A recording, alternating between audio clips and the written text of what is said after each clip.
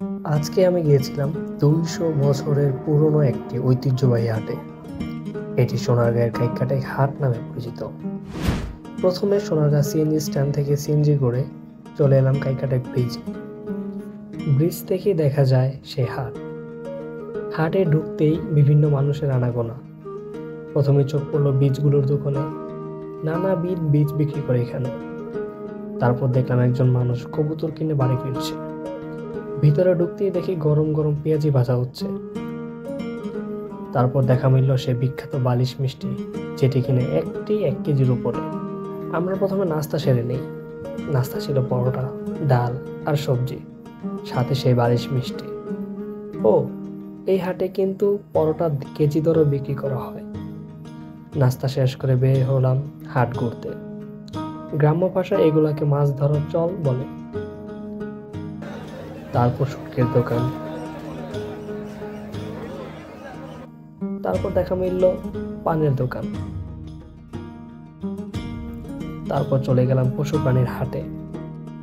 ছোট বড় মাঝারি সাইজের ছাগল, ভেড়া, খাসি ছিল সেখানে।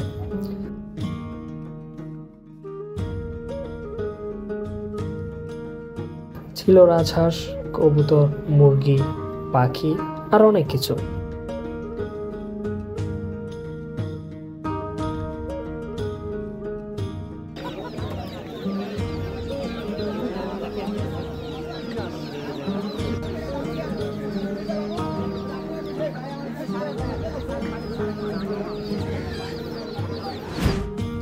কিছুক্ষণের জন্য মনে হচ্ছিল আমি ৯০ দশকে ফিরে গিয়েছি।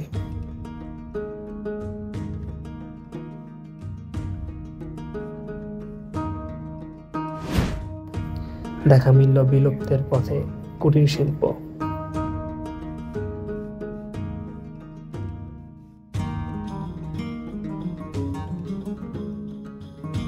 ছিল কাঠ সামগ্রী আর বাঁশের সমারোহ।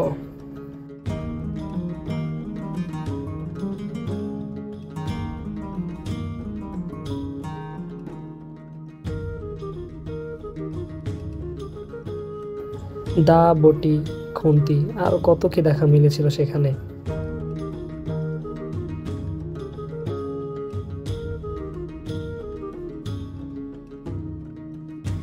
ছিল কাপড়ের দোকান আর নানাবিধ গাছের চারা।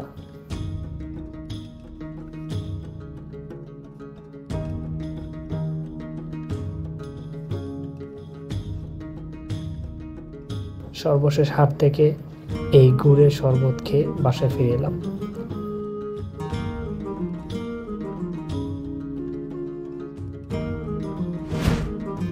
জীবন সুন্দর।